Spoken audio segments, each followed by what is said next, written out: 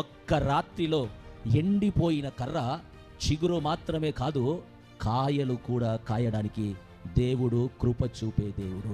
దేవుని మందసములోనే 12 కర్రలుంటే ఒకటే ఎందుకు చిగురించింది? దేవునికి బలము శక్తి లేదా? మిగతా ఎందుకు ఫలభరితంగా మారలేదు?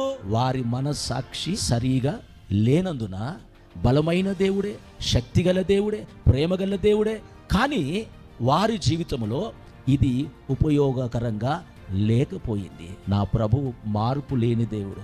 అందరినీ అదే ప్రేమతో ప్రేమిస్తూ ఉన్నా అందులో 12లో ఒక్క కర్ర అహరోను మాత్రం ఆయన ప్రేమకు తగినట్లుగా తన జీవితాన్ని మలుచుకొని రాత్రంతా మెలకువ కలిగి ప్రభు సముఖములో గోజాడినటువంటి వ్యక్తి అహరోను.